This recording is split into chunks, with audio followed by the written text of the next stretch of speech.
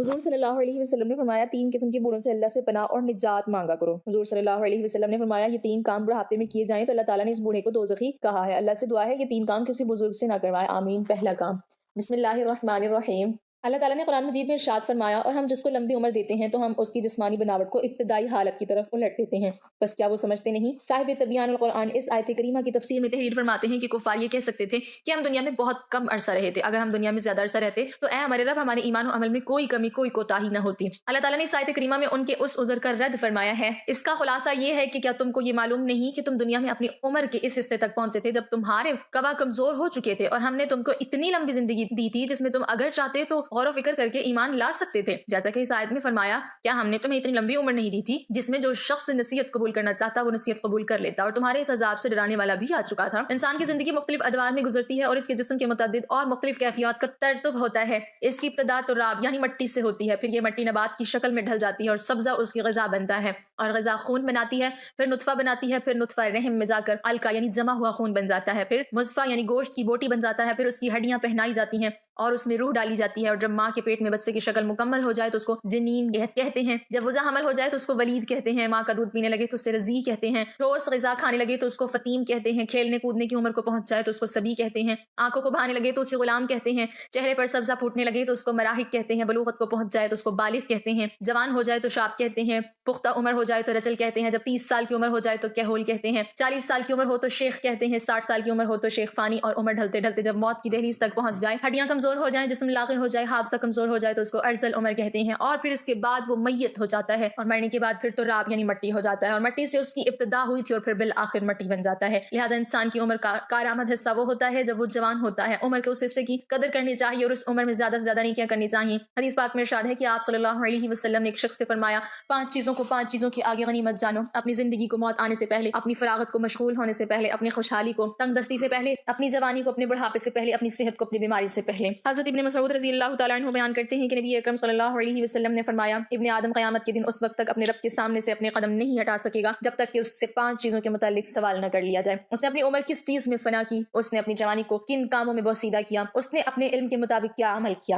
حضرت انس رضی اللہ تعالیٰ عنہ بیان کرتے ہیں کہ نبی کریم صلی اللہ علیہ وسلم نے فرمایا اللہ تعالیٰ جس شخص کی عمر اسلام میں 40 سال تک پہنچا دے، اللہ تعالیٰ اس سے کئی قسم کے بلاؤں کو دور کر دیتا ہے، جزام، مرض اور شیطان کے غضب نہ کرنے کو، اور اللہ تعالیٰ جس شخص کی عمر اسلام میں 50 سال تک پہنچا دے، اللہ تعالیٰ اس پر حساب کو آسان کر دیتا ہے۔ عمر کا ہر حصہ اللہ کی نعمت ہے، لیکن ارذل عمر سے پناہ مانگنی چاہیے۔ اللہ تعالیٰ نے قرآن پاک میں ارشاد فرمایا اور اللہ نے تمہیں پیدا کیا، پھر وہی تم کو وفات دے گا، اور تم میں سے بعض کو ارذل یعنی ناکارہ عمر کی طرف لوٹا دیا جاتا ہے تاکہ انجام کار وہ حصول علم کے بعد کچھ نہ جان سکیں۔ حضرت سعد رضی اللہ تعالیٰ عنہ بیان کرتے ہیں کہ رسول اللہ صلی اللہ علیہ وسلم نمازوں کے بعد ان چیزوں سے پناہ طلب کرتے تھے، اے اللہ میں بزدلی سے تیری پناہ میں آتا ہوں، اور میں اس سے تیری پناہ میں آتا ہوں کہ مجھے ارذل عمر کی طرف لوٹا دیا جائے، اور میں عذاب قبر سے تیری پناہ میں آتا ہوں۔ اس حدیث میں آپ نے ارذل عمر سے پناہ مانگی ہے، یہ ارذل عمر ہے کیا؟ اس بارے میں علامہ عینی لکھتے ہیں کہ ارذل عمر سے مراد یہ ہے کہ انسان اس قدر بوڑھا ہو کہ کمزور ہو کر اپنے بچپن کی ابتدائی حالت کی طرف لوٹ جائے، اس کی سماعت اور بصارت کمزور ہو جائے، اس کی عقل کام نہ کرے اور سمجھ میں کوئی بات نہ آئے، وہ فرائض کو ادا نہ کر سکے اور اپنے ذاتی کام نہ کر سکے، اپنی پاکیزگی اور صفائی کا خیال نہ رکھ سکے اور اپنے گھر والوں پر بوجھ ہو جائے، اور وہ اس کی موت کی تمنا کرنے لگے، اور اگر اس شخص کا گھر بار نہ ہو اور وہ بالکل تنہا ہو تو اس سے بڑی اور کیا مصیبت ہوگی۔ اللہ تعالیٰ ایسی عمر سے ہم سب کو محفوظ فرمائے۔ یہ عام لوگوں کا حال ہے کہ 40 سال کے بعد ان کا دور انحطاط شروع ہو جاتا ہے، ان کے اعصاب کمزور ہو جاتے ہیں، اور جن لوگوں پر اللہ کا خصوصی کرم ہوتا ہے جیسے علماء اور اولیاء اللہ، وہ 60 سال کے بعد بھی مضبوط اور توانا ہوتے ہیں اور ان کے حواس قائم رہتے ہیں۔ حضرت عطا نے حضرت ابن عباس رضی اللہ تعالیٰ عنہ سے روایت کیا ہے کہ سورۃ نحل کی آیت میں ارذل عمر کا جو تذکرہ ہے مسلمانوں کے لیے نہیں ہے۔ مسلمان کی عمر جس قدر زیادہ ہوتی جاتی ہے اللہ تعالیٰ کے نزدیک اس کی عزت اور کرامت بڑھتی جاتی ہے اور اس کی عقل اور معرفت بھی زیادہ ہوتی جاتی ہے، اور حضرت اکرمہ رضی اللہ تعالیٰ عنہ نے کہا جو قرآن عظیم کی تلاوت کرتا رہتا ہے وہ ارذل عمر کی طرف نہیں لوٹایا جاتا۔ ناظرین، ایک دفعہ ایک شخص حضرت علی رضی اللہ تعالیٰ عنہ کی خدمت میں حاضر ہوا اور ان سے سوال کیا، اس نے کہا کہ میرے بال سفید ہو جاتے ہیں، اس کا کیا مقصد ہے؟ حضرت علی رضی اللہ تعالیٰ عنہ نے فرمایا کہ جب حضرت آدم علیہ السلام زمین پر آئے اور وہ بوڑھے ہونے لگے اور ان کے بال بھی سفید ہونے لگے، اور جب پہلی مرتبہ حضرت آدم علیہ السلام نے اپنے بالوں کو سفید ہوتے دیکھا تو اللہ تعالیٰ سے عرض کی، اے میرے اللہ میرے بال کیوں سفید ہو رہے ہیں؟ تو اللہ تعالیٰ نے فرمایا بالوں کو سفید ہونا بڑھاپے، بزرگی اور تجربات میں فراوانی کی طرف اشارہ ہے۔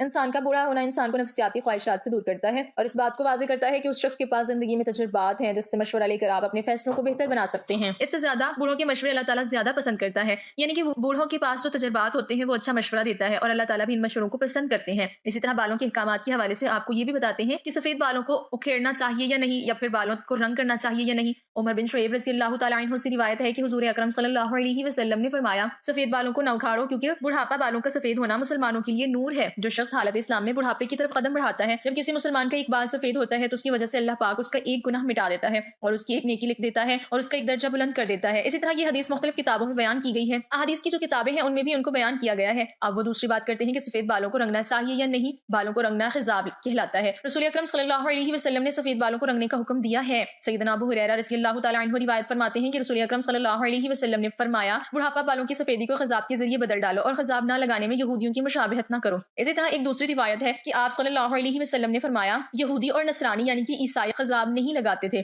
لہٰذا تم ان کے خلاف کرو یعنی کہ خضاب لگاؤ۔ اسی طرح ایک اور جگہ بیان کیا گیا ہے کہ مہندی کا خضاب لگانا یا مہندی میں کوئی چیز ملا کر سفید بالوں کو رنگ کرنا بھی جائز ہے۔ زرد خضاب لگانا بھی ٹھیک ہے۔ سیدنا ابن عمر رضی اللہ تعالیٰ عنہ سے روایت ہے کہ رسول اکرم صلی اللہ علیہ وسلم دم دباغت دیے ہوئے اور بغیر بال کے چمڑے کا جوتا پہنتے تھے اور اپنی ریش یعنی کہ داڑھی مبارک پر آپ ورش جو ایک گھاس ہے جو یمن کے علاقے سے ملتی ہے اس کے ذریعے اور زعفران کے ذریعے رنگ لگاتے تھے۔ مہندی لگانا جائز کہا جاتا ہے، لیکن کچھ علماء کے نزدیک کہا جاتا ہے کہ رنگ لگانا جائز نہیں ہے، یعنی کہ مہندی تو لگائی جا سکتی ہے لیکن جو آج مختلف قسم کی پروڈکٹس سامنے آ چکی ہیں، کیمیکلز جو ہیں جن سے رنگ لگایا جاتا ہے جو آپ کی جلد پہ بھی لگ جاتے ہیں اور اگر اس کو جلدی نہ اتارا جائے تو آپ کی وہاں سے جلد بھی کالی دکھائی دیتی ہے۔ اسی طرح حدیث سے معلوم ہوتا ہے کہ آپ صلی اللہ علیہ وسلم نے بعض دفعہ سرخ اور زرد خضاب لگایا ہے۔ حدیث میں حضور اکرم صلی اللہ علیہ وسلم کے بالوں کو رنگنے کا بھی ذکر ہے۔ اسی طرح سفید بالوں میں سیاہ خضاب لگانا جائز ہے یا نہیں، اس حوالے سے بھی آپ کو بتاتے ہیں۔ سیدنا جابر بن عبداللہ رضی اللہ تعالیٰ عنہ سے روایت ہے کہ فتح مکہ کے دن سیدنا ابو بکر صدیق کے والد ابو قحافہ کو لایا گیا، ان کے سر اور داڑھی کے بال بالکل سفید تھے۔ حضور اکرم صلی اللہ علیہ وسلم نے فرمایا اس کا رنگ بدلو اور کالے رنگ سے بچو۔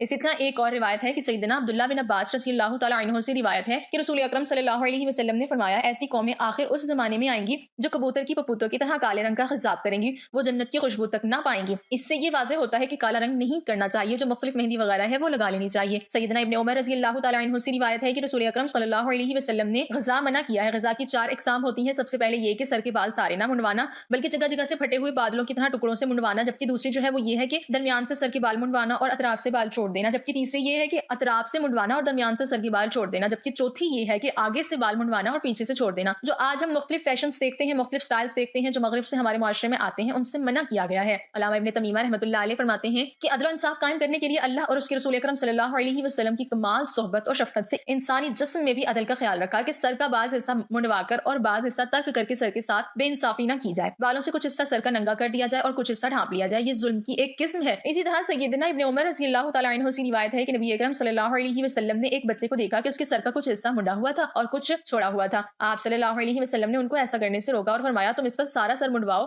یا سارا سر چھوڑ دو۔ اس حکم میں جوان بوڑھے تمام لوگ ہی شامل ہیں، صرف بچوں کی تشخیص کی کوئی دلیل نہیں ملتی۔ سائنس نے بھی مختلف ریسرچ کی ہے اور ان کے مطابق سر کے بالوں کے سفید ہونے کے 6 اسباب ہیں۔ پہلی وجہ یہ ہے کہ وراثت میں یعنی کہ آپ کے باپ دادا سے چلتا ہوا آتا ہے، یعنی کہ گنجا پن یا سفید بال۔ دوسری وجہ یہ ہے کہ آٹو امیون امراض جو کہ ایک بیماری ہے، اس کی وجہ سے بھی یہ ہوتا ہے۔ تیسری وجہ ہے آلودہ ماحول یعنی کہ گندگی کی وجہ سے بھی انسان کے جو بال ہیں وہ سفید ہوتے ہیں۔ چوتھی وجہ ذہنی تناؤ ہے، یعنی کہ انسان جب زیادہ سوچتا ہے یا ڈپریسڈ رہتا ہے یعنی ذہنی تناؤ کا شکار ہوتے ہیں، اس کی وجہ سے بھی سر کے بال سفید ہو جاتے ہیں۔ پانچویں وجہ سگریٹ کے دھوئیں کی زد میں رہتا ہے، یعنی کہ آپ کے ارد گرد سگریٹ رہے، اس کا دھواں رہے یا آپ خود بھی سگریٹ پیتے رہیں، اس کی وجہ سے بھی بال زیادہ سفید ہوتے ہیں۔ چھٹی وجہ یہی ہے کہ عمر کی وجہ سے بال سفید ہوتے ہیں۔ حضرت ابو ہریرہ رضی اللہ تعالیٰ عنہ فرماتے ہیں کہ میں نے حضرت محمد صلی اللہ علیہ وسلم کو فرماتے ہوئے سنا ہے کہ جس مسلمان کے سفید بال ہوں وہ اپنے سفید بالوں کو نہ اکھاڑے، کیونکہ قیامت کے دن سفید بال بندے کے لیے نور بن کر ظاہر ہوں گے۔ سفید بالوں کے بدلے اللہ تعالیٰ جتنی تعداد میں سفید بال ہوں گے سفید بال کے حساب سے اس بندے کی نیکیوں میں اضافہ کر دے گا اور ایک ایک بال کے بدلے اس کے گناہوں کو مٹا دیا جائے گا۔ یحییٰ بن سعید سے مروی ہے کہ میں نے سعید بن مسیب کو یہ فرماتے ہوئے سنا ہے کہ حضرت ابراہیم علیہ السلام دنیا میں سب سے پہلے فرد ہیں جس نے اپنی مونچھوں کو کاٹ دیا، اور آپ علیہ السلام جب بڑھاپے کو پہنچے تو آپ علیہ السلام کے بال سفید ہو گئے، تو آپ علیہ السلام نے اللہ تعالیٰ سے پوچھا